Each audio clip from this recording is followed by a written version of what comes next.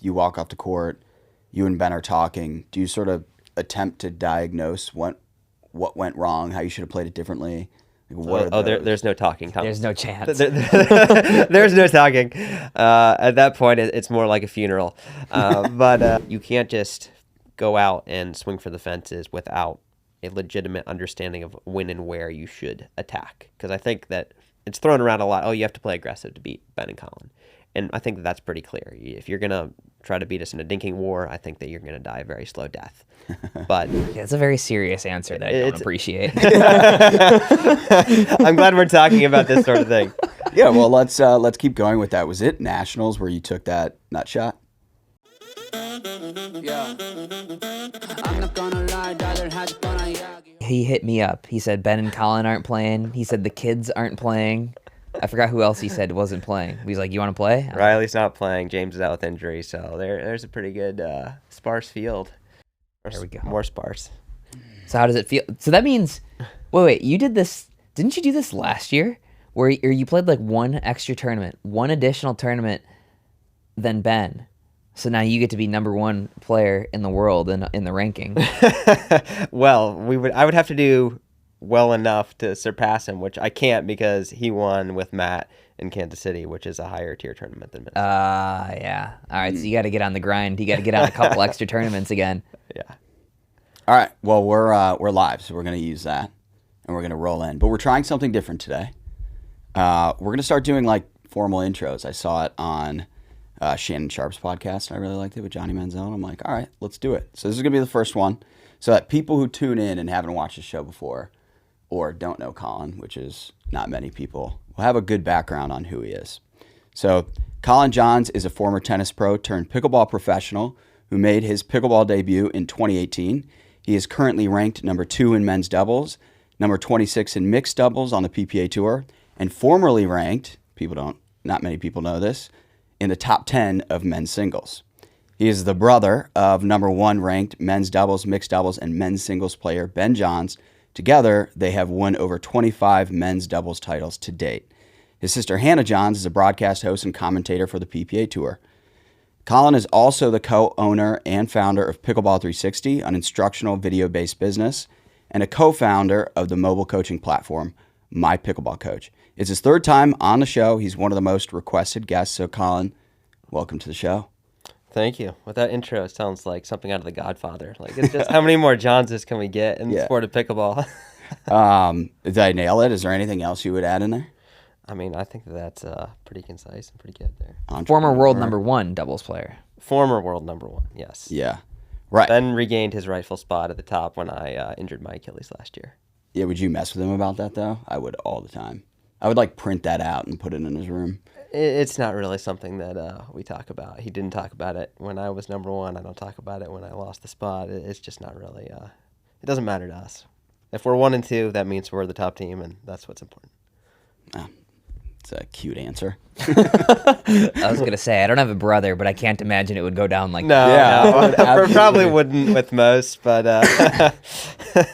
I can say that it's all friendly. Cool. All right. Well, you open to playing a little word association? Word association. Ooh, this could get very interesting. So I'll give a word. You don't give a one-word answer. Instead, give us the first thought that comes to mind. The first thought that comes to mind. Cool. How dangerous is this game? Like, where are we going with this? You can take it wherever you want. I mean, I'd say go risky. Go risky? Well, that's what Zane would do. What would Althoff do? Also go risky. Yeah. All right. Ready? All right. Mesa. Poor visibility. Deckle. Big. Backhand slide. Matt Wright.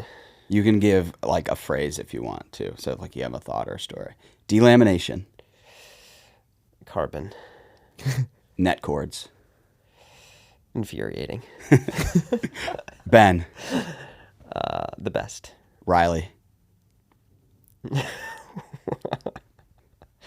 The best friend. The not best friend. Major League Pickleball. Entertaining. Table tennis. Fun. Pickleball influencers. Variety. Tim Nelson. Legend. U.S. Open? OG tournament. Good job, Colin. Very, very well done. First ever. I liked that. Yeah, that was good. I feel like you should have somebody on that will be a little bit more risky than that. Yeah. I love the curveball there in the middle. Yeah. You had to help me out. You just start laughing. I want to know what your real thought was when that first came Yeah, up. I'm sure people would pay money to know the real thought there. All right. Well, before we jump How much on, money is it? Because we can negotiate this right now. I mean, depending on how many fines I get for cursing, we can take those away. And, $20. Yeah, it's $20. It's not that much. $20 is $20. Yeah, It's for a good cause. Anyway, it is for a good cause. all right, you walked in here and said right before you came in, you got some news. Yes, actually, literally in the past hour, there have been some developments, and this is the way it goes in pickleball, where things are always moving. I did not plan to play Minnesota. It's always cold there. I don't love the conditions, but James got injured at the last tournament, and Matt texted me this morning and asked if I would be interested in playing with him in that tournament and also taking over James's normal mixed partner, Anna Bright, as well. So obviously that's a pretty tantalizing offer. You get to go and play a pickleball tournament for a few days with two of the best players in the game, and just to change it up, something fun. Certainly it's been a while since I've had that high a ranked mixed partner, so I think that I might be looking forward to playing with Anna as much or more than playing with Matt. And Matt and I have gotten on really well over the years, and I think that it's just going to be a lot of fun to change it up and do something different. Cool. I like it. We've got some news too that was breaking right before we hopped on here. So by the time this airs, which will be Friday, I'm sure this will have circulated. There may be a contract signed, but as of now, it sounds like the Major League Pickleball Board approved the merger last night, which was the biggest sticking point, the discrepancy in terms of philosophies amongst the owners. And it's likely going to an owner's vote this afternoon. So the board approved, so then the owners vote to essentially ratify it, right? Do we know what majority they need to get? Is it just a simple majority, or I don't know. It's a good question. This is a little while ago, so things could have changed. Like, I think it was just an outright majority, and I think there's 20 eligible voting teams, so they need 11 of the 20 teams to vote in favor of something like this. That's how I understood it. At the end of what are the other 4 teams that don't get a vote? the other 4 teams would be the Vibe expansion teams, because there was something to do with like last year's failed merger, I guess, or whatever that was, 2022's merger. There are basically a couple of teams like Utah Black Diamonds that are owned by the Pardo family that don't get a vote in this. At least that's how it was in December. I'm somewhat out of the loop at this point. It would be pretty funny to have those teams voting too, because considering that it's a merge with the PPA and the Pardes are definitely owners of the PPA, it would be funny. Hey, do you want to vote for or against? Does the deal sound good from your perspective or not? Yeah, I don't know. I'm not super up to date, so that's a good update. I mean, I think we're running up against some deadlines here to get paid. So the Major League Pickleball players I know have been waiting a while. You being one of them to receive payment. So obviously it would be great to get this all through and get things moving, get people paid, and move forward. Mm-hmm. Definitely. Is that a conversation that players are having? Like, when the hell are we going to get paid? What do we do? Well, certainly you hear about it in the player tent from every now and then. It's some players don't have an unlimited budget depending on their sponsorship or the job that they work outside of pickleball. So for some people it becomes a more pressing issue as time goes along for obvious reasons. So you certainly hope for their sake that they get paid soon. Yeah, interesting.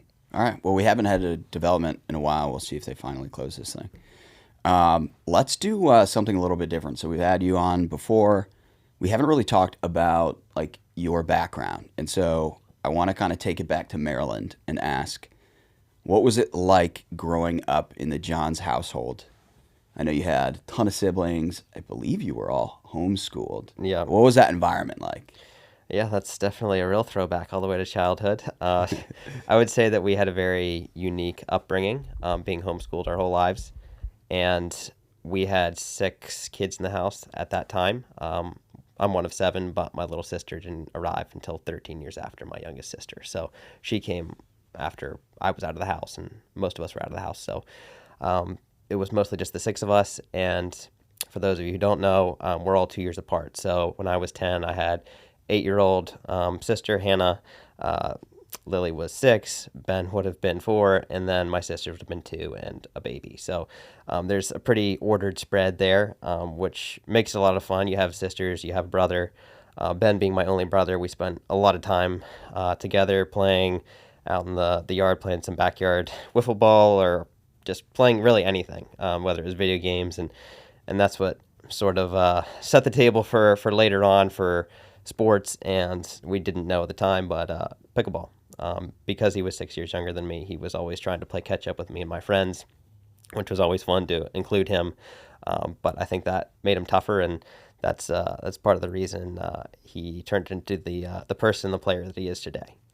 But the sisters played a really big part as well. They were always very supportive of whatever Ben and I were doing. They would sit at my baseball games for hours on end, so they were real troopers in that sense, and they grew up playing some sports as well, softball, a little bit of tennis, and then they did girly stuff with Irish dance and all that sort of stuff. So Yes, of course. the Johns family definitely, we socialized, but it wasn't in the normal sense of school. We did it through sports and other activities.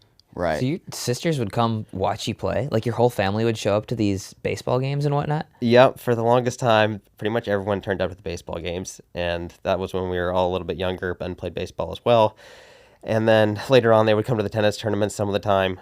So I definitely appreciate all those times looking back where you're just little sisters. You're like, do we really have to go to another baseball tournament this weekend and just sit in the sun? And definitely they were good sisters. Yeah, they're troopers. Not that they had much of a choice, but So out of curiosity, were you ever hit by like a baseball? oh yeah. Yeah, definitely. It's not a great feeling, especially compared to a pickleball. Pickleball is small potatoes compared to a ball that's coming fast. It's a lot heavier. Fortunately, it didn't happen too many times, but definitely something that happens once in a while that is not something that I regard as a good memory. So what was the, we've seen the reaction to getting hit from a pickleball. What's the reaction to getting hit by a baseball? I would say in that it's more shock and to make sure that you're physically okay. If it hits you in a bad spot and it's a heavy enough ball to where it can do some damage, you obviously have to wear a helmet. Some players protect their shin or their elbow. So just taking a second, shake it off, make sure you're okay, and you're just a little shocked that it happened, rather than in pickleball, you kind of know it's going to happen from time to time. It's just part of the game, and it's less about it being dangerous as it being very annoying. Sure. So it's less annoying in baseball. It hurts more, but like Yeah. you still throw your helmet and stuff, or No, that didn't happen. okay. It's All right, I'm just trying to get a sense. You're just trying to take a second to get your bearings, make sure everything's all right, and then you move on. It's a very serious answer that I don't It's- appreciate. I'm glad we're talking about this sort of thing. Yeah, well, let's keep going with that. Was it nationals where you took that nut shot? No, that was Delray, the wasn't it? famous nut shot was in Delray. It was actually an APP tournament. I want to say it was 2021, and it was the very first point of the gold medal match. Full stadium of people, live stream. We're playing Pat and Jay. And for the record, Ben's the one who popped the ball up. He hit it nice and high to Pat Smith's forehand. And for those of you who have never seen Pat Smith, he's a very burly German gentleman that can swing very hard at the ball. And he said it was, quote, the cleanest forehand I hit of the whole tournament. And it hit me directly in the lower extremities, which did not feel good. And I spent at least 10 minutes on the ground. Yeah. It was not a great way to start a gold medal match, but we did come back and win the match. So Yeah. it did cost us the first game. I was hurting. Were you in shambles for the rest of the game, or what? How did the rest of that like play out? Well, I told Ben that for laughing at me while I was on the ground, Yeah. as any brother would be, he better step up and play better because I'm hurting. You popped up the ball. You're responsible for this. And on top of that, you're laughing at me. You better actually bring it. Did he? So he didn't bring it well enough in game one. In game one, it wasn't enough. But after that, we rolled. I think it was like 4-4. So he did a good job. All right. We'll take it. Were you coming out of the winner's side too? So you had a little cushion? We were. Yeah. Yeah. Double elimination in those days. I think we had beaten Steve and Deckel in the winner's bracket final, and then Pat and Jay had beaten them in the bronze to get to us. So yeah, we would have still had a game to 15. Yeah, well, you're gonna see that clip again because we're definitely clipping that. The world doesn't need to see that. Oh no, it They definitely do. does. They most definitely do. I may or may not have that one saved in my phone, just to remember what not to do. Pat teases me. He's like, "You better protect those McNuggets when you play me." So You got to do the accent. Now these days, well, I can't do the Pat Smith accent. It's half Kiwi, half German, with a little bit of English thrown in. But I know now to keep the paddle up and in front of the important things. Maybe just the paddle is down. Well, it's down. It's not up. It's more down. You are correct. There we Normally, go. people protect the face. I protect. So are you gonna bring back like the helmet or the cup or any of that stuff from the baseball days? I mean, you got to start to think about it. With as much as people are pegging these days, it's just it's getting a little out of control. We might need to at least bring some protective eyewear, in all seriousness. But yeah, why not show up with a cup and a helmet? I think you can just stay in there. You have no fear of getting hit. I mean, I recommend it to Deckel on the daily.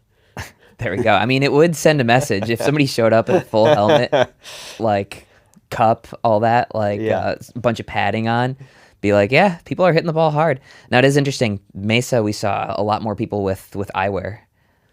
Yes, and I can say in Mesa, this last tournament was the first professional match I've ever played an entire match with protective eyewear on. Oh, did you? And it was in my second round of mixed. We were playing outside, and it's very bright. It's hard to see, so I have a pair of glasses that are slightly tinted. So it was also because I wanted it to be less bright. But I also have been really trying to get used to wearing protective eyewear. So for the past couple months, I've pretty much been wearing protective eyewear in every single practice just to try to get accustomed to it. And I had not done it in a tournament because I still feel like I'm not 100% used to it. I feel like it still affects my vision just a little bit. But I wanted to see if I could do it for a match, particularly because it was going to help in that bright sunlight. And I was able to do it. It didn't really seem to affect me. So I'm hopeful to be able to wear protective eyewear all the time at some point. And you look at somebody like Anna Lee, I was talking to her mom about it, and obviously hers are a prescription, but she said that it doesn't affect Anna Lee at this point. She's been wearing them for so long that it would be actually worse for her to not wear the glasses and wear contacts. So clearly you can get used to it. It's just a matter of time.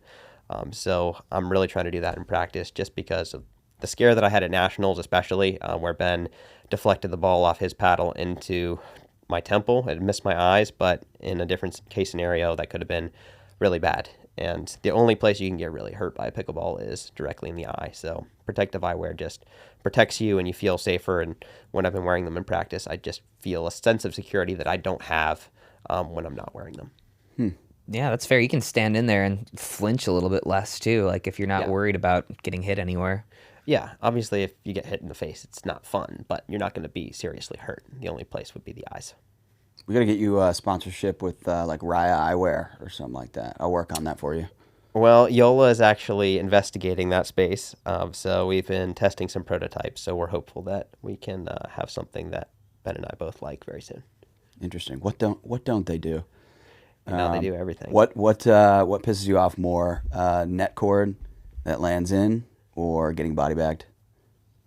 A net cord that lands in.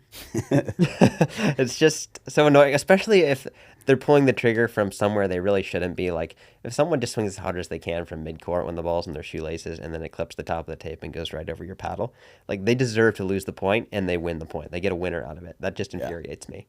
Versus getting body bagged.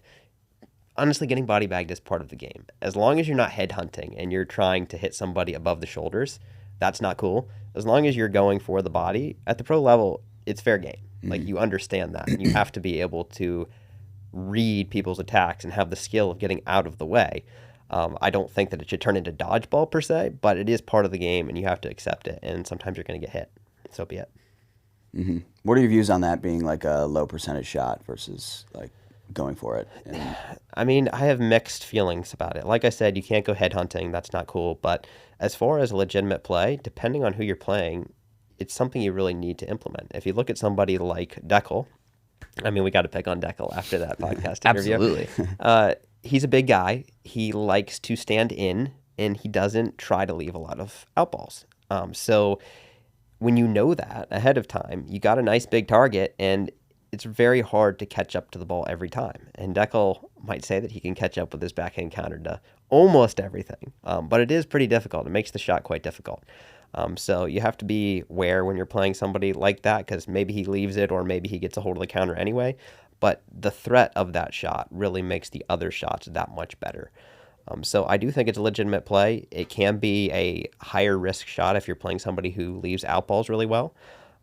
Somebody who's smaller in stature. I remember Adam Stone. I can't remember if that guy ever got hit, because he's smaller. He was good at reading. Squirrely. He was squirrely. He was so hard to hit. And it would be annoying because you'd hit what you thought was a good attack, and he just kind of ducked down, and the ball would go out. And if you're playing somebody like that, you can't really go body bagging as much. Yeah. And I like to think I read people's paddles pretty well to where I can leave a lot of those balls and not get bagged as much. Certainly stature has a lot to do with it. If you're playing Eric Lang, that's a much bigger target. Jay DeVilliers, bigger target. So those guys are more the targets of the body bags, but it does make for interesting viewing at times. Yeah, no, it definitely does.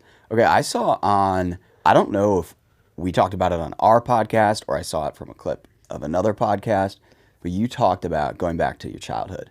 You guys had a ping pong table in the basement up against a wall in a peculiar way, and you were talking about how the positioning of that table forced either, I think, you and Ben to hit certain style of shot that translated into a shot you guys use in pickleball.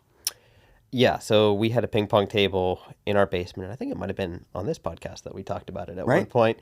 But to reiterate, again, we had the ping pong table in our basement where a bookcase was up against one side of the table on the far side.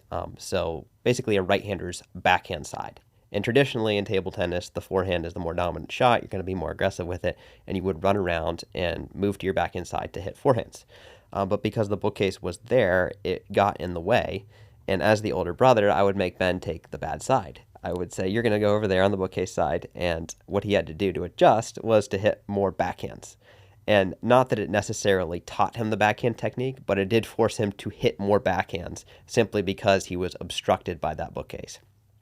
So we have a good picture of it. And actually, I think the picture of it, the bookcase is moved further away than it used to be. It actually used to be closer than that. But I think that had that bookcase not been there, it's quite possible that Ben would have played a more dominant forehand game and not developed the backhand roll that he now uses to great effect on the pickleball court. So that's why a lot of people really enjoy that story.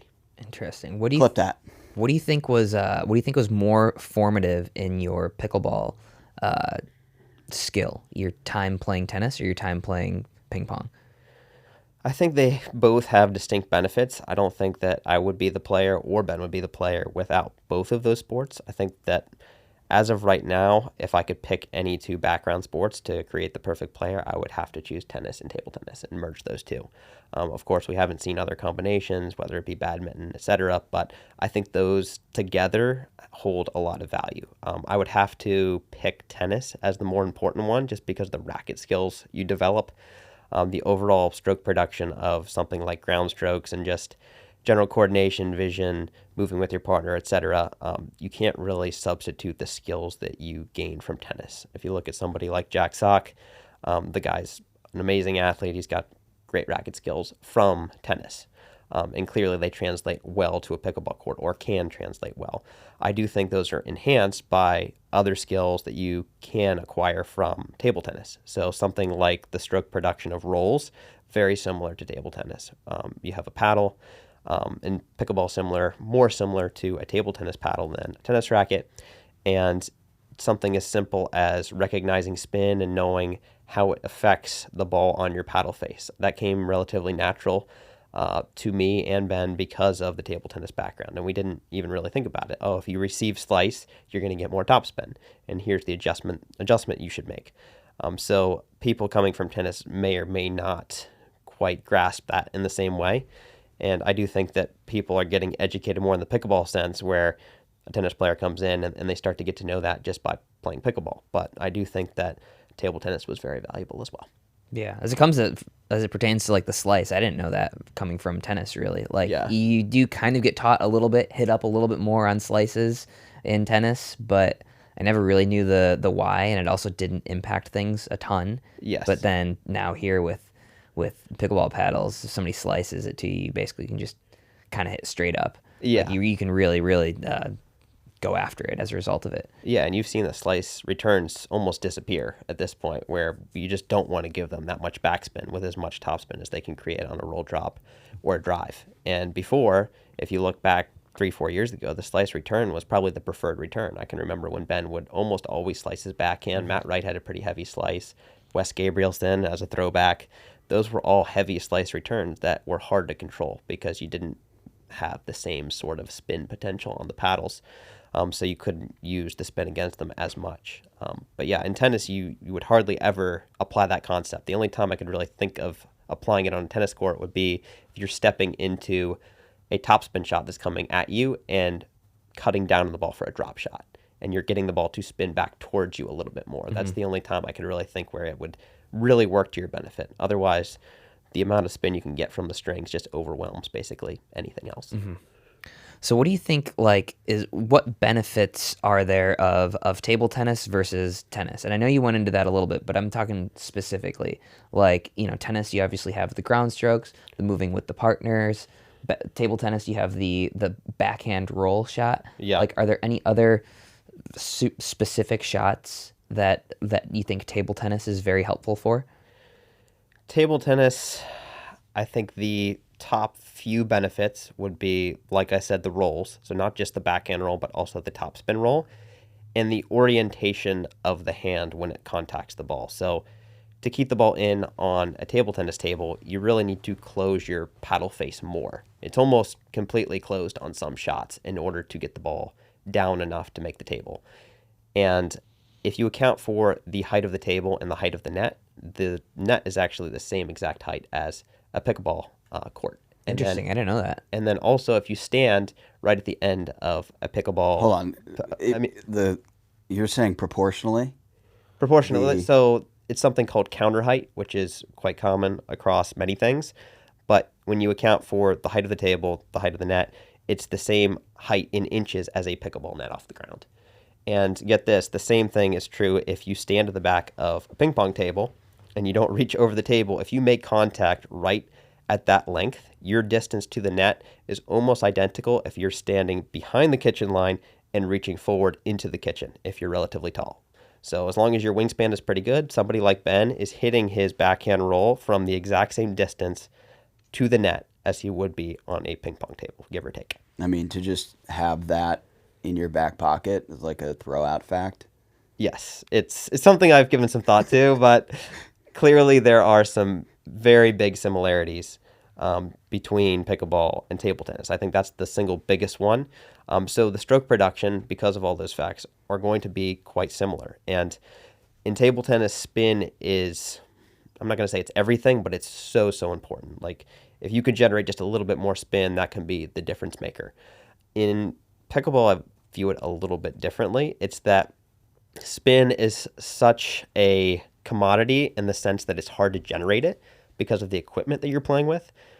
Even the carbon fiber paddles that we play with now, trying to hit a smooth plastic ball with lots of spin is difficult. You can only get so much of it. So if somebody gives you an opportunity to create more, like a slice, you really want to take advantage of that, because now that means you can get just a few more RPMs on the ball, which is already hard enough to do, and somebody's just giving it to you. That's a massive advantage. So that would be the other thing that I already mentioned that I think table tennis really helped us understand is when a particular spin comes at you, and that applies to backspin, topspin, and side spin. If you think about the way the ball checks when it's delivered to you based on a particular angle, that's something that can also be used on a pickleball court. So if the ball's being hit to you from your left and then you hold the paddle flat, where's the ball going to rebound to? It's going to rebound more to your right. So just knowing the angles of the spin, the paddle, where you want to put the ball, it's all very similar. And when you have that familiarity, not to mention the great reflexes you need when you play table tennis, you can transfer that so easily to pickleball. When Love you it. when you and Ben are hanging out, do you guys like talk about this stuff? I wouldn't say that we talk about it on the regular, but certainly we bounce ideas off each other. I would say I'm probably more active about bringing it up in the first place, but Ben always likes to discuss it, whether it's a new shot or a new strategy or just experimenting. Ben was the one that was experimenting with different shots before I even started pickleball. And he's like, oh, I like this shot that somebody hit. And it's like, oh, Marcin was trying this, or, Aspen Curran was trying that. And I really liked that shot. And I kind of wanted to try it and mimic it. And he called it Frankensteining. So he's been doing that for a long, long time, trying out different shots. And you see it even now. His two-handed backhand looks a heck of a lot like James Ignatowicz's backhand. And that's definitely something that he looked at what James had, and he's like, I think I could make this work for me. And I think that's something that we've both done over the years that has been beneficial, kind of keeps the ideas flowing, and definitely makes for some good conversations. Okay, then Been you're interesting. probably Well, I saw him. I saw Ben doing some Rileys for a little while, like lifting up that. Oh, the like, elbow raise? The elbow raise. He's gone away from that recently. Yes. He yeah. hasn't. You can remember when he used to do that, though. And I don't know why it's so effective, but... wait. Talk about that. Break down what you're talking about. So when Riley pulls off the bounce, or sometimes he fakes it, he will raise up his left elbow a little bit, so sort of flapping it up like he's doing the chicken dance. Mm-hmm. And for whatever reason, it's deceptive and it fools a lot of people. They're not really sure what he's about to do. And obviously, it only has so much to do with the actual shot he's about to hit, but it's almost like a shiny object. Hey, look over here while I hit the shot into your body. And a lot of people can't pick up the ball very well. As somebody who's played in front of him for years, I can tell you that it takes some getting used to.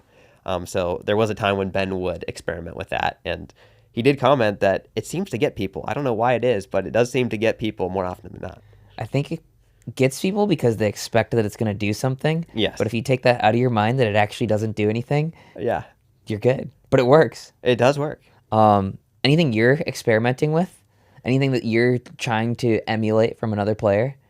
Oh, there are lots of things that I wish that I had or that I start to emulate. The Annalee two-handed inside-out roll is something that I'd love to have. So Backhand inside out roll. So as a dink, when she's playing with Ben, and Ben, when he rarely doesn't take a middle ball, she has this nasty two-handed backhand roll inside out, which I just don't have that shot. I would love to have that shot. I've experimented a little bit with it. I'm not anywhere close to as good as she is with it, but it's something that I feel like would benefit me in certain situations, and certainly if I'm playing mixed from the right, it could be a very beneficial shot. You see people like James or Riley use it from that side to great effect.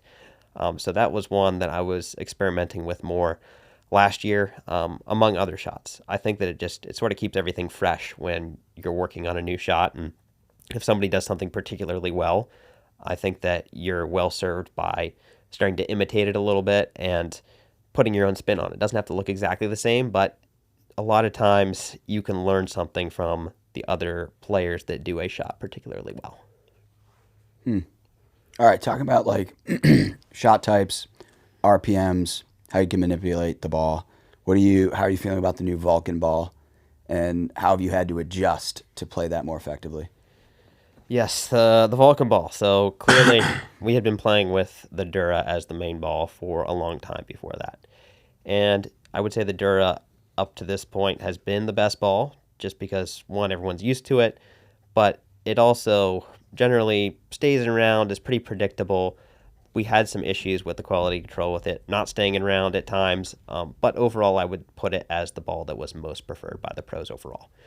The Vulcan ball came in, and clearly they've been developing this for a while, and it has some real positives to it. I really kind of like how it feels on the paddle. It's easy to see with the green color.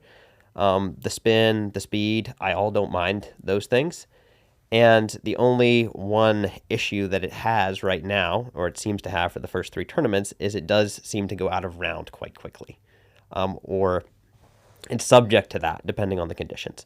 I do know that Vulcan was working to fix that issue, so we're hopeful that the balls can stay round at least for longer. We've been rotating the balls out after every single game, so certainly that does help. It only needs to last 10 to 20 minutes before it's going to be cycled out. So we're all hopeful that the Vulcan ball can continue to be used and improve as time goes along. So you would anticipate them coming out with some sort of variation of the current ball? It's certainly very possible. I know that they're looking into different things they can do. The durability, meaning the out-of-round problem, is something they recognize that they can improve. And certainly the feedback from the players has been good in some ways, and then in that particular way, it's a little bit lacking.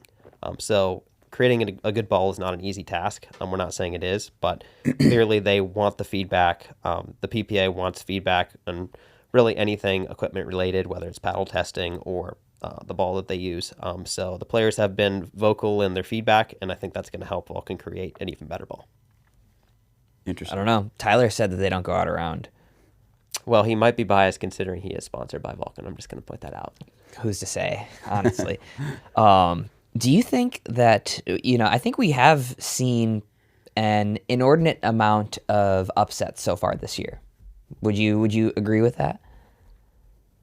I guess I'd have to look at past years as well to really say yes or no, but we can say that, yes, there have definitely been some upsets that you would not expect in the first 3 tournaments. It's not like everything has gone according to plan. Sure. Do you think this change of ball is contributing to that at all? I would definitely say it could be a factor. The ball that you play with has a much bigger effect than you would think, especially in the different weather conditions. So you might think, oh, well, you play with this new ball for a week or two, and it's relatively easy to get used to. I mean, look at what the pros did at Nationals or U.S. Open. They can adjust to the Franklin ball, no problem. There was that week last year where we had to have that basically 3-day turnaround between MLP and Nationals where you're using a completely different ball. That being said, I do think that it takes more time to get used to using a ball in a variety of conditions, whether it's dry, whether it's humid, whether it's cold, whether it's hot. It's not like you can just reprogram the feel you have for the ball in every environment. That takes time, and then also trusting it under pressure. We've been playing with the Duraball for years now. Like, we know exactly how it performs in basically every condition, whether it's humid, dry, cold, hot, somewhere in between. It really does affect the ball, and you can talk about this as well. It changes how you play the game. It changes how it feels on your paddle. And certain players do better than others in different conditions. I mean, somebody like Matt Wright loves when the ball is cold, when it's fast, and he plays well indoors. Versus somebody like myself, I like the ball to be a little bit slower. I always play relatively well with the Franklin ball or a soft Dura ball. I feel like it suits my style. So it makes a difference, and I think that's something that's a little bit overlooked when the ball is changed. You can't get used to it in a week or two because you're not going to be playing with it under pressure in a variety of different conditions. Do you think that's potentially contributing to some of these upsets just because this is the first time everybody's played with this ball at the Hyundai Masters or Mesa with a more sort of slippery court or Desert Ridge? I mean, the conditions between those 3 tournaments were pretty similar, I'd say. They're all like somewhat West Coast dry desert conditions. Yeah, I would say Mesa was definitely the warmest of those. When I played outside during the day, the ball was definitely the softest, much softer than Desert Ridge or at the Masters. So that did vary a little bit, but we haven't been to somewhere like Florida where it's been really hot and humid and to see how the ball reacts. So it'll be interesting to see when we do that, how does the ball play? But to answer your question, I do think it has something to do with the upsets. Anytime you level the playing field, whether it's changing the ball or changing the paddles or making it really windy, where it's a new condition that not everyone is used to, I think that levels the playing field enough to where the teams that are not favored have a better chance to win. Mm-hmm. One more question about the ball, at least for me. I don't know what you have, Tommy, but how would you, other than the out of round or versus breaking, how would you compare the way this plays to a Dura? And let's say, obviously we know that conditions is huge, but in perfect indoor conditions, how would you compare the Vulcan ball to the Dura? I would say I do have to play with it more to have a really good, thorough understanding of it, but here's my take on it. In particular conditions, because I don't know that you could say perfect conditions, because perfect conditions mean a set of conditions. So let's just say a colder, faster environment. So like what you're saying, when we play in Minneapolis with the ball, how is the ball going to play? I would say it's relatively rubbery, so it really tends to play fast and rebound quite a bit. So that is conducive to aggressive play. The spin is quite good, so when the ball is cold and it's fast conditions, it may play faster than Dura. Maybe not, but I would say it's at least very close. And then if the ball gets very soft, so based on what I played with in Arizona and Mesa, outside when in the sun, I would say that it plays actually softer than Dura. So whatever the conditions are, I feel like they're accentuated when you play with the Vulcan ball. If it's cold, it plays really fast. If it's warm, it plays very slow. So I'll have to play with it more, but that would be my take on it right now. It seems like it's more weather dependent. It and is more weather condition dependent than the Dura. I would say, yes. I've had a similar experience with faster in cold conditions, slower in warm conditions, but still pretty limited sample size. Yes, limited sample size. And for those of you listening, it might sound a little extreme. Like, how much could the ball really affect play? It comes down to reaction time, because when you're talking split seconds, if the ball is marginally faster, if it's 5%, 10% faster, when you're talking, a quarter of a second, that starts to make a difference. And that can be a difference between getting your paddle on the ball or not, and a match being won and lost. So that's the reason I feel like the ball is so important, as well as something like the power of paddles, etc. Okay. Dura in 30 degrees versus Dura in 100 degrees in humidity. How much faster as a percentage is the ball coming at you? Kitchen line to kitchen line. Man, I hope I don't throw a bad estimate out there. It feels to me like 20% faster. That could be a little much. Maybe it's closer to 15%, but to me, it feels significant. And to me, 20% would be in the neighborhood of what it feels like. Yeah, that's fair. I was thinking a quarter. Like, it's a huge difference between 30 to, I feel like over 85, it's all the same pretty much. Yeah. But yeah, the conditions are enormous and how the ball plays. No doubt. Do you want to take this opportunity to blame your loss to Tardio and Andrei on the ball? Well, I don't want to blame anything. It's first thing should be to congratulate those guys on playing a great match. I mean, they came out with a good game plan. They played aggressive. They played inspired. They were enthusiastic, energetic from the start. Clearly, we're known to be slow starters, and I think part of their game plan was knowing that and trying to take advantage of that. So, you're playing a best out of three pickleball match, and the team that comes out with energy and catches a few shots early can really carry that into the rest of the game and the rest of the match. So credit to them for coming out and playing that well. And they not only beat us, but they carried that momentum into the next match. Because a lot of times you can have a letdown after you have a big win and then lose in the quarterfinals. And they beat Pat and Jay. And not only that, they went on to beat Riley and Thomas in the semis. So they had a great run. They both played well, and well done to them. So in retrospect, you walk off the court, you and Ben are talking. Do you sort of attempt to diagnose what went wrong, how you should have played it differently? There's no talking, Thomas. There's no chance. There's no talking. At that point, it's more like a funeral.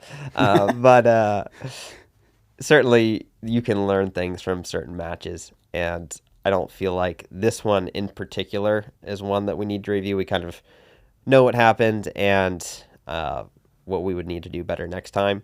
Certain matches, it could be a little bit more of a strategy change. So if you think of back when Riley and Matt used to play together, they would literally completely change sides for a whole match, where Riley would play one match on the right and then he'd play the next one on the left, which really drastically changes how the match is going to flow. So depending on the outcome of the match, we would definitely have a discussion. Hey, what did you like? What did you not like in this formation against this team?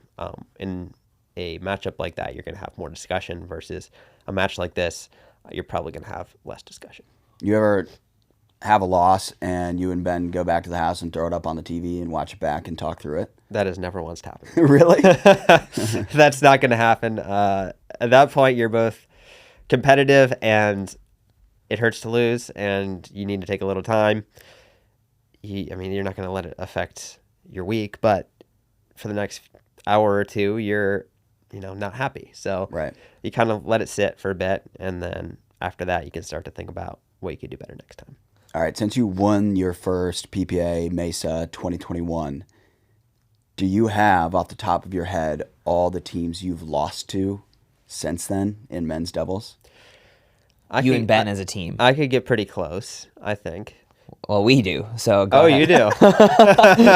Oh, so this is an exam of types. Yeah. So including that tournament in Mesa. Sure. So we lost that day in the quarterfinals to Tyler and Spencer. Right. So when you win that first title, you came back around. We came back around and You double lost to dip. Tyler and Spencer. Yes, not the team that people picked as the one to take us down in that tournament, but fortunately we had that second chance to come back around. So the rest of that year, Ben played quite a bit with Matt that year. So I'm trying to remember if we lost at all in that 2021 year. I'll come back to that, but for 2022, we lost 4 times, I believe.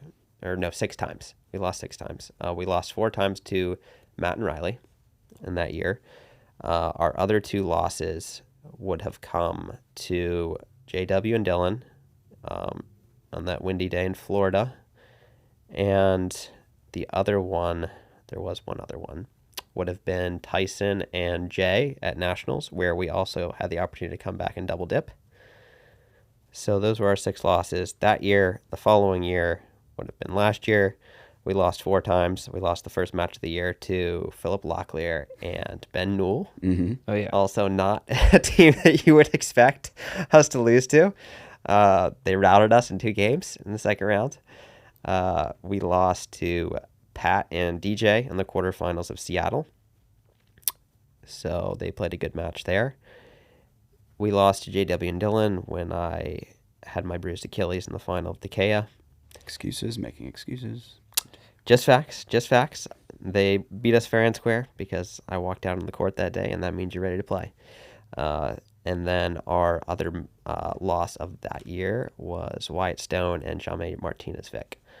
And obviously this past weekend, we lost to Andrei Daescu and Gabe Tardio. So that is our only loss this year, unless I missed any in 2021, which I very well may have. I think that concludes my list. Do you remember the Vegas Austin Gridley Mario Barrientos match? I do. Yes. Wait, was that 2021? It was. I think that was 21. It was 21. For some reason, I thought that was in 2020. But yes, you are correct. Okay, I could be wrong. I could be wrong.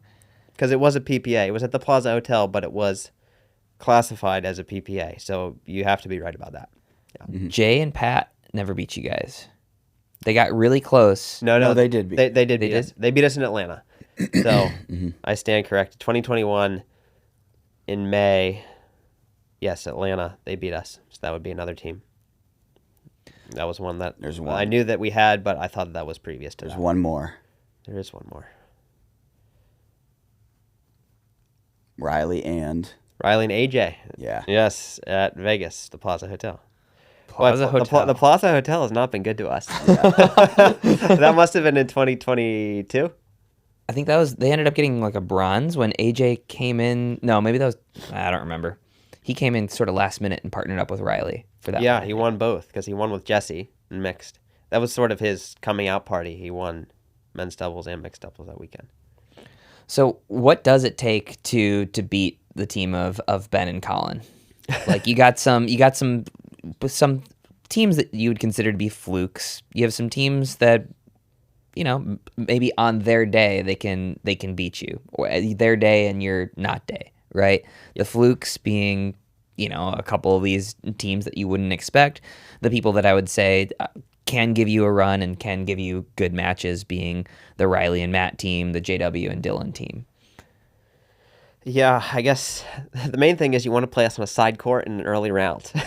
Based on that sample set, I mean, how many of those matches happened on the side court where it was an early round match to where maybe we go in with low energy, they come out with high energy, you know, different things can happen, whether it's, you know, more wind and things of that nature. So that would be the best way to beat us, is avoid center court. The other way, if you look at the one team that has beaten us multiple times in 1 year, there's only one of those teams on that list, and that's Matt and Riley. They beat us 4 times in 1 year, and that was in 2022. They both play a very aggressive style, but they're also they're also very good counterpunchers, but they also understand the game of pickleball well. You can't just go out and swing for the fences without a legitimate understanding of when and where you should attack. Because I think that it's thrown around a lot. Oh, you have to play aggressive to beat Ben and Colin. And I think that's pretty clear. If you're going to try to beat us in a dinking war, I think that you're going to die a very slow death.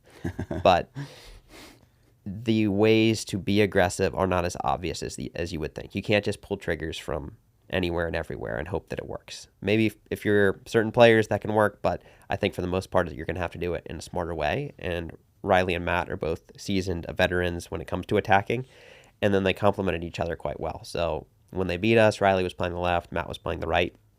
And I think that really suited both of their styles, and they played basically aggressive, high-octane pickleball, but they did it in a way that was Dave Fleming special. They did it in a way that was experienced enough to not be dumb about it. So it's a very fine balance, and I'm not saying it's easy, but you need to play aggressive, but you need to know what you should be looking for when you're pulling triggers. I like it. I'll take it. I'll accept it. So that's what you're going to do next time you play us? I wasn't going to do anything differently. You're going to talk to Matt Wright and say, how do I speed up against Colin? No, if I'm going to win against you guys, I'm going to probably be on the left, just pulling everything, pretty much. There was that one match in Vegas. Yeah, me and Dylan had like 4 or 5 match points, I think. You had, I think, just one that I can recall. At least 6 or 7. At least 6 or 7. I do remember that it was on Dylan. He missed in transition.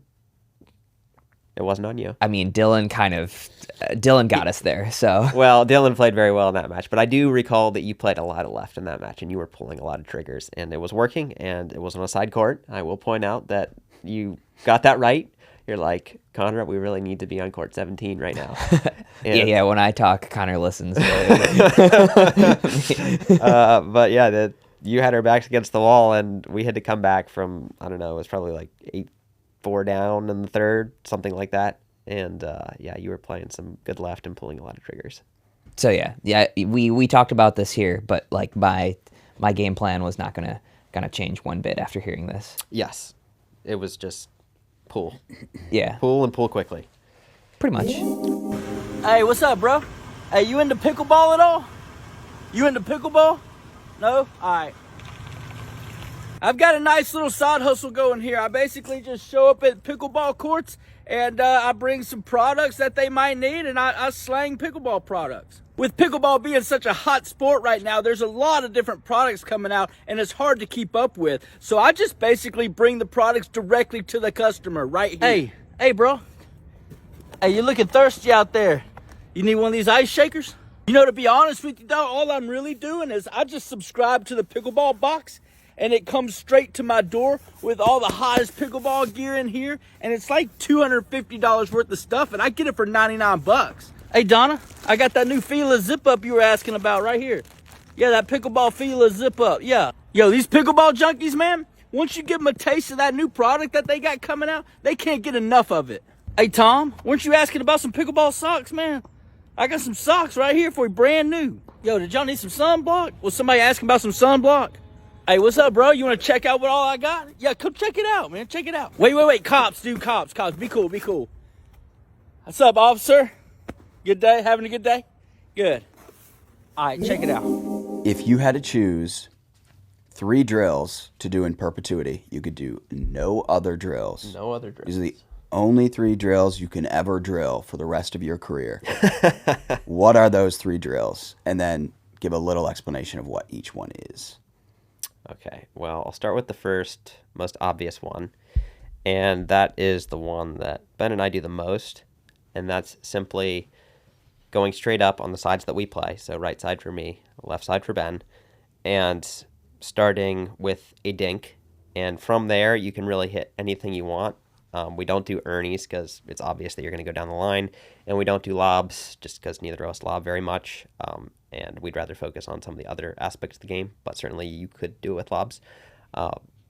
You want to work somewhat cooperatively, but at the same time push each other. So let's say you speed the ball up and the other person pops it way high. You don't have to take them out on that one. You can kind of keep the rally going. But you want to do everything from that point when the dink rally starts, meaning speed ups, counters, blocks, different types of dinks, trying to get each other off balance. Because a lot of pickleball is attacking straight ahead and countering attacks that are hit from straight ahead. So that's why Ben and I really like that drill. You can really test each other, and you also get plenty of dink practice. Certainly dinking cross court is valuable, but I think that at a certain point, you want to focus more on the attacks and less on the dinks. And certainly once in a while we'll dink cross court, but I think that takes the attacks out of play a little bit too much because you don't attack cross court that much. So that would be my number one pick on drill that you could do. So that's basically like a dink to speed up drill. Like you're playing skinny singles straight ahead. It's basically skinny singles straight ahead from the kitchen line, and it's somewhat cooperative in the sense you don't have to jam it down their throat if they hit it really high. Of course, you could play it that way, but that's the general drill right there.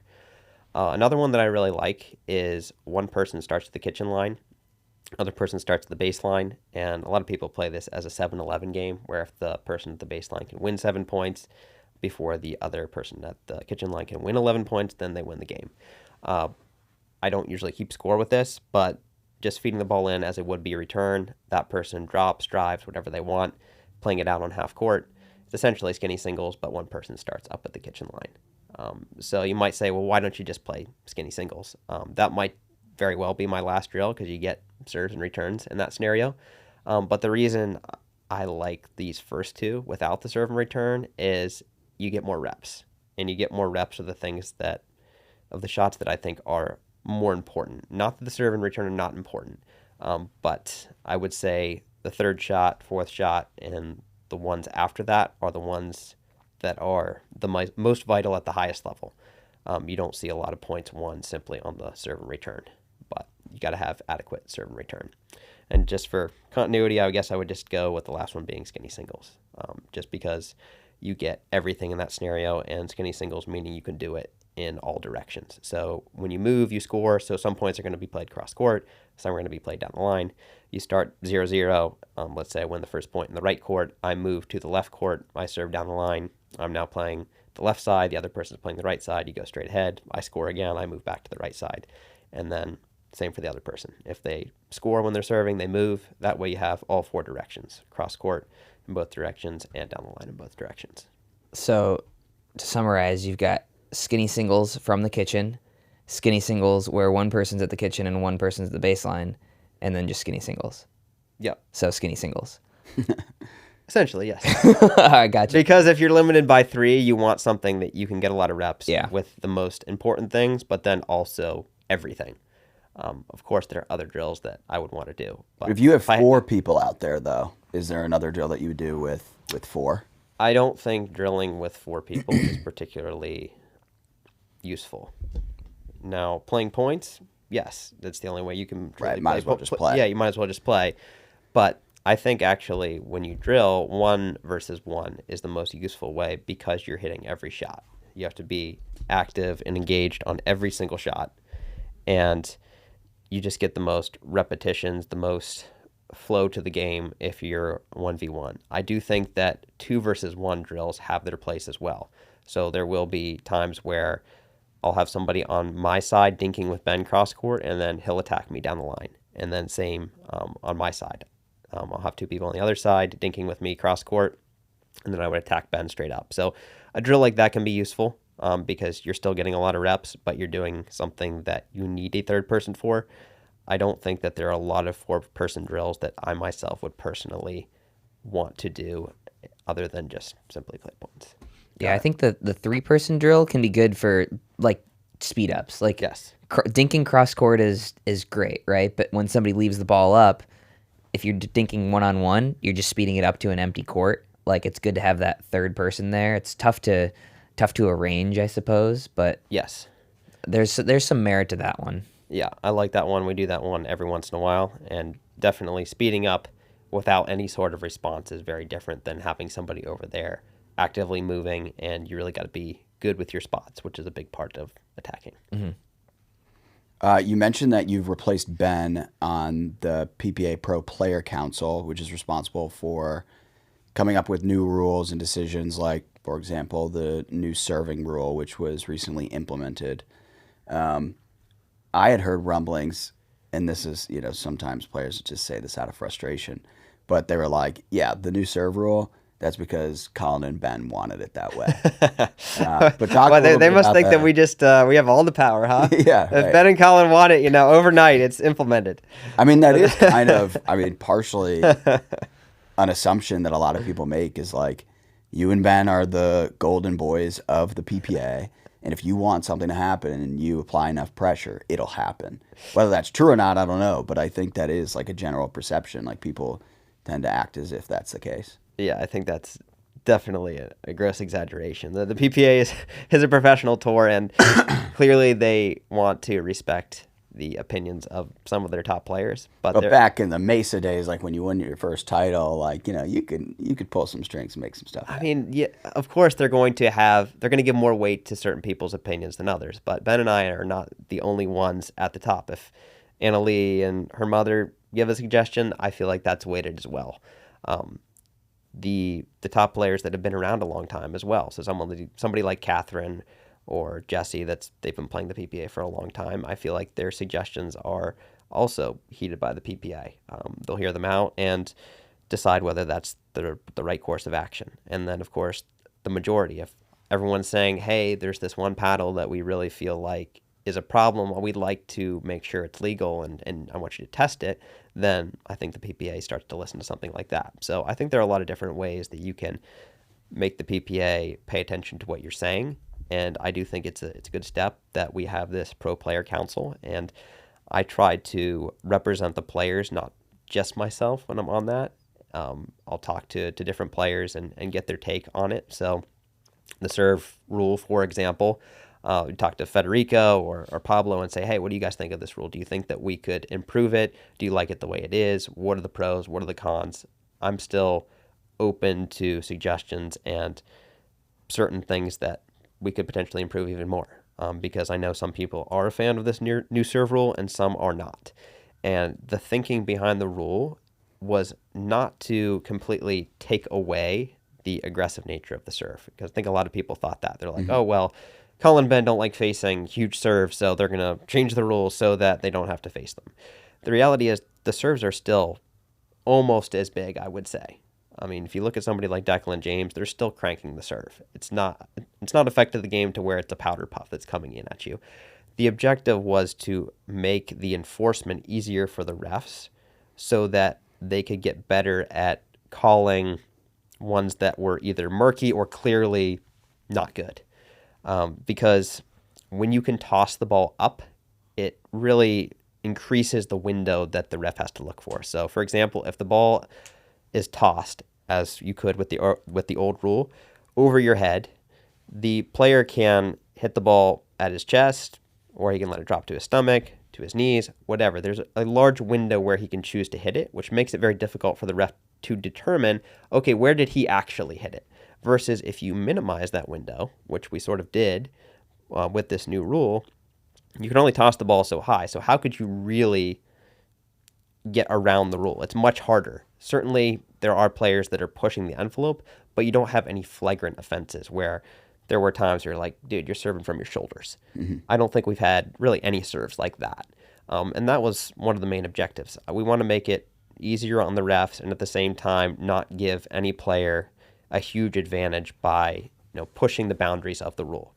And of course, you don't want the serve to rule the game. And in the actual USA Pickleball rulebook, it says the serve is not meant to be a weapon. Now, maybe that's outdated, maybe it's not, but that's the way that it reads right now. And I think part of the reason pickleball is fun to watch is there are rallies. And again, I'm not saying the serve can't be aggressive. I think that players can still take advantage of the serve when somebody's unwinding the stack, hit a big serve, and have the opportunity to shake and bake, get some errors. You see plenty of errors still being hit on the return of serve. So I just want to make sure that it stays within reason and we're not missing 4 or 5 returns a game, because I don't think that makes for good viewership. I like it. Well, Colin. Well, I've got Zane's got some things he wants to say. I've got my opinions, and it's not about whether or not the serve should be a weapon or not. I do think I need to push back on making this easier to enforce, because I think we've actually made it more difficult to enforce the serve rule. Now, theoretically, like, we've added one additional thing that a referee needs to look at. They now need to see whether you are tossing the ball upwards, but we've eliminated the requirement to look at where their belly button is, right? Or where the contact point is. If you drop it straight downwards, the enforcement should be, there's no way the ball should be made contact with above the level of the waist, right? I think that was the intent. But now you have players who are kind of like unbending, they're straightening their legs as the ball is going up. There's a little bit of an upwards motion. I think that's just as difficult to enforce whether the ball is being released upwards as it is to enforce where the contact point is. So I would say that anytime you're going to attach the serve rule to a body part, which it's really hard to avoid unless you went to a drop serve, anytime you do that, the rule is going to be subjective, and it's going to be hard to enforce to some extent. I think that you've made it easier because the harder thing for the refs was, where is he making contact actually? Now, I don't mind so much if there's a little bit of upward motion to the ball, and I think this has been loosened up a little bit as far as the enforcement. Connor Pardo and Don Stanley have been communicating about, hey, how much is too much? I mean, is it a true release / drop? Can there be no upward motion? At the Masters, there were a lot of early calls like that, and I think they loosened it up because they realized when any player releases the ball, there's going to be a little bit of natural upward release. So allow them to do that and really allow the refs to focus more on where they're making contact. So if I were the ref, I would not focus so much on the upward motion. I would more focus on, are they striking it above the top of their hip or are they not? Just look at that.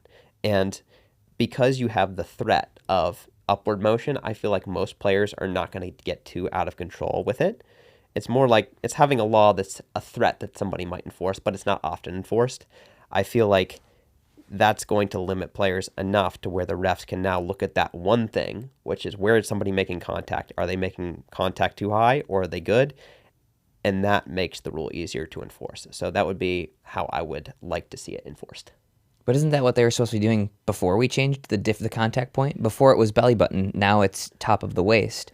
Shouldn't they just have been looking at where the contact point was before? Because all the other elements stay the same. Upwards motion, all that stuff. Yeah, so the contact point, yes, but the ball is now traveling from the opposite direction, which makes a big difference. Because traveling upwards as opposed to dropping downwards from Correct. somebody who's throwing it up. Yes, because if you're releasing it upwards, then the ball is going to then travel back downwards, and the player can basically choose at that point whether to hit it high or not.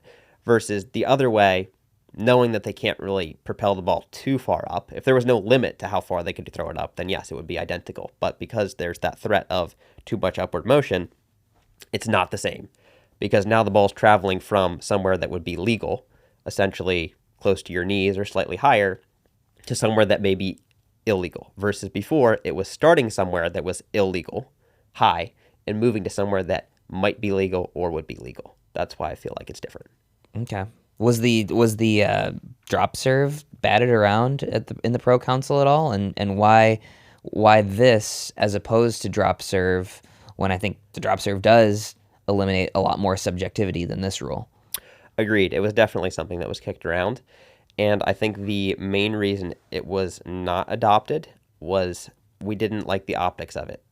When you're dropping a pickleball, it just doesn't bounce all that high, and I don't love how that would look to viewership, especially new viewership on TV. Like, pickleball already sometimes looks low level enough where now you're dropping the ball to hit it.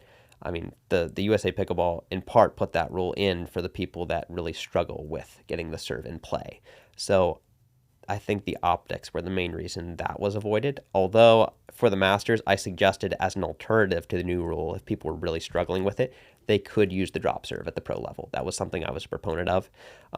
Ultimately, they decided not to do that, but the drop serve was definitely a legitimate option. And like you said, it definitely eliminates the subjectivity. Mm-hmm. How many drop serves have you hit in your career? I mean, not in real matches. Probably zero, I'm gonna guess. In real matches, I can't remember ever hitting one. In practice, when it was first adopted, where you could do it, I experimented with it a little bit, probably, several dozen times, a couple dozen times, and then you realize I can hit the ball higher out of my hand than I can if I hit a drop serve. So what's the point? So definitely something I've experimented with, but I decided not to use. Fair. I think you can make the drop serve look interesting if you put your body weight into it and step into it. I just don't know how many pros have tried that. So I'm personally like, given the fact that we've gotten rid of all this other stuff, like I'm drop serve fan. You're a drop serve fan now. I'm a drop serve fan now because I don't like subjective rules. I don't like subjective rules. You went from Zane saw to drop serve. Well, yeah. Once we decided that we don't want the serve to be a weapon, let's at least make objective rules. I would be in for a drop serve. I honestly, it would take away the subjectivity, but I do worry about the optics a little bit. That would be my only misgiving. I'll show you a cool serve next time we play. Let's do it, because I do remember Tyson at some point posted something where he's hitting drop serves. I think it was like the year that the drop serve was allowed. Everyone was like, "Oh, God, everyone's crazy." like, yeah, everyone's like, "Oh, Tyson's got this new drop serve. It's gonna be killer." And then I think that he did it for like one tournament, and then it turned out that it wasn't the best thing for him. So he just went traditional. Yeah. But I'm looking forward to seeing this. I have a hard cutoff. You guys can keep talking. I got to go tour my wedding venue. Sorry. Priorities. Jenny would kill you if you weren't there. I've got a couple text messages from her as we speak. So I'll let you guys at it. Colin. Good stuff. Drop serves rule. No, I'm just kidding. All right, Zane departed, but it sounds like you have some sort of announcement around what you're going to be doing on the consulting side of things. Yes, it's something that Ben and I are both excited about, and I can't talk about too much just yet, but we do have some exciting announcements coming up in the near future on helping pickleball facilities with design and consulting, that sort of stuff. It's something that I've been interested in doing for a long time. I think it's something the pickleball space really needs, so we're going to have some exciting announcements on that soon. You guys should open up your own facility. I don't know that I would want to run my own facility. Put someone in place. You put your name on it. It's so much work on a daily, weekly basis that I don't necessarily feel like I would want to do that, at least right now. Mm-hmm. But I do think that helping people get off on the right foot is something that I could see myself doing for a long time. Yeah. And then you've got Pickleball 360, and it's My Pickleball Coach. Yes, those are companies that I have co-founded. So Pickleball 360 was founded by myself, Ben Dekel, and our videographer. And those are online subscription videos. So we've been producing those for about 3 years now. And My Pickleball Coach is, well, they started in golf, but then they went into the soccer space and now the pickleball space. And essentially it's allowing people to turn in videos of themselves in a systematic way, and having the coaches or coaching teams analyze them, give them feedback, and having them have a path to improve in that way. So that's a company I'm a co-founder in. It's definitely starting to take off, and they're doing some great work behind the scenes, got some great partnerships. So those are two companies that are something that I see myself doing beyond my playing days. And I do realize I'm not going to play pickleball forever. Certainly I enjoy it, but there are other ventures that I have an interest in, and I would like to contribute to pickleball in those ways. Right. Ben said something similar. Is there any golden idea that you guys toss around? It's like, okay, as soon as we're done competing, or at least competing as much, this is an idea we want to pursue? I think this consulting announcement that we'll have before too long would be in that category. It's something that we both feel has a lot of potential. We both really enjoy that sort of work. It's passive, but you can be as involved as you want it to be. Another thing that to me would be really interesting to do that I've been working on a lot recently is educating not so much players, but educating coaches a little bit better, because the pickleball teaching guidebook has not had a remake to it in quite some time. And I feel like there's a lot of bad information out there that people receive from coaches. There's a lot of good information out there as well. But when you have bad information out there, it's hard to determine what is good and what is bad. So I am definitely going to have something on that very soon as well. I see the importance of educating the coaching staff as something that could have a real ripple effect, not just here in the United States, but also internationally. If you could get that out to a new developing country that don't have any pickleball coaches right now and get them started on the right foot, I think that that could have a really exciting effect. Got it. Okay. So between the coaching that you do see, a lot of these guys doing instructional YouTube content, what do you think are some of like the biggest misconceptions that are perpetuated by coaches and these instructional creators that you think are just like, no, that's wrong? Well, actually, I was talking to my social media manager recently. We're going to do a myth busting series. Oh, I like and that. I don't really want to say anything right now, and wanna give the ideas away. and then somebody, not so much give it away, but somebody's going to be like, "Oh, you're picking on me specifically. You looked at my video and you're like, you're just dead wrong about that." And I'm not trying to single anybody out. I'm just trying to get more people the right information. So I think that that is a series that you should look out for, and definitely can help a lot of people, because there are a few things that I feel like are perpetuated regularly that are just not correct. Give me one example. One example, moving with your partner. So when you move with your partner versus relative to the ball, you don't know where your partner's going to hit. So I'll give you an example. You're at the kitchen line beside your partner, all 4 players at the kitchen line. Your partner is pulled wide for a dink. So Ben goes out to the left side, hits a backhand dink, a routine backhand dink. I know he's going to dink it back cross court. I mean, the ball's too low. It's pretty clear that he's not going to attack it. Why should I waste my time and energy to move with my partner, quote unquote, towards the center of the court, towards my backhand side, when I know the ball is going to appear in just a moment cross court in all likelihood, versus moving with the ball? Most people are taught to move with their partner. Now, that can sometimes be correct. If Ben's about to hit the ball down the line, so he's about to hit an attack straight ahead, yes, I want to shift towards the center a little bit, because now I'm responsible for the center as being across from the ball. But it's relative to the ball. It's not relative to your partner. Don't move towards your partner unless you know the ball is going to be in a specific location, namely straight ahead from them and cross court from you. If he's wide for that dink and he hits it back cross court, I'm able to keep my head more still. I'm able to anticipate and track the ball better and be in better position simply by holding my position. I'm not saying you have to be a statue, but you don't need to follow your partner when they go and get a wide dink. I think a lot of people are taught you need to move with your partner, and it starts to look ridiculous when there's just a normal dink rally going back and forth. Like Ben's rallying with Federico. How ridiculous would it look if I took 2 hurried steps towards the center every time Ben went out wide for the ball? The top players, they just don't do that. Right. Now, like I said, there are exceptions to that, and certainly when your partner attacks, there are different things you want to do, but I would say that would be a really big one and something that I would like to expand on more in the future. I like it. We can end it there. All right. Thanks for coming on. Yes, thanks for having me. PicklePod. Yeah. I'm not gonna lie, rather had fun, yeah.